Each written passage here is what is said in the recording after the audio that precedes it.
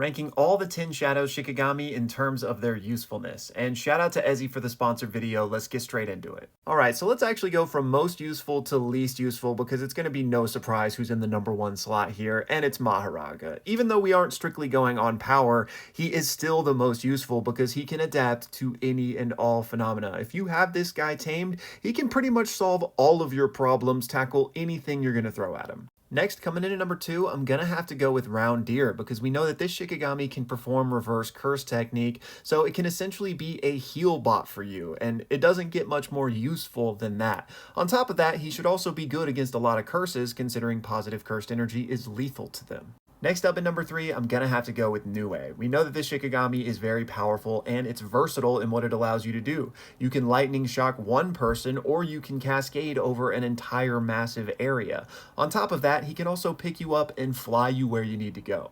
Next up in the #4 slot, I'm going to have to go with the Divine Dogs, and they're not the most powerful. They don't provide any unique utility, but I think they're just the classic, right? For most of the run-of-the-mill situations Megumi or a Ten Shadows user is going to run into, the Divine Dogs are probably going to get the job done. Plus, I mean, just look at them, okay? Next, coming in at #5, I've got Max Elephant, and this one is not only useful as just a heavy hitter that you can literally drop on people, but beyond that, we know it has its water ability, and in the hands of somebody skilled enough, like Sukuna for example, we can see that you can really finesse with this thing and it opens a lot of options for you. So for that reason, we've got it right here in the middle of the pack. Next, coming in 6th place, I've got Rabbit Escape. And just a reminder, we're not talking powerful here, we're talking useful. And this is one of the most useful Shikigami we see wielded in the series. We even see Sukuna use this in his fight with Gojo. So in the highest clash of Jujutsu that we have seen,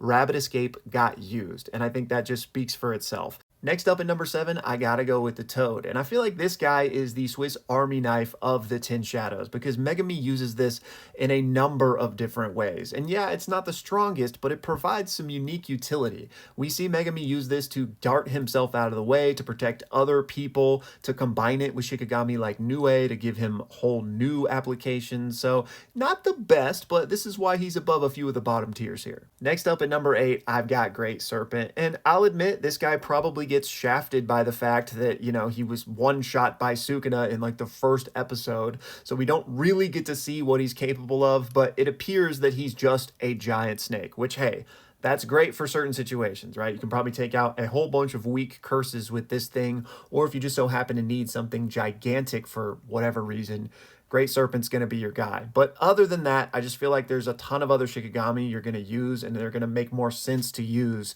in combat situations. Then coming in at #9 is probably the one I'm going to get the most flack for, I would imagine, but it's Piercing Ox. And the reason I have this guy so low is that he's so one-dimensional, right? Yeah, his power is literally limitless in that you can have him charge up basically infinitely for more and more power.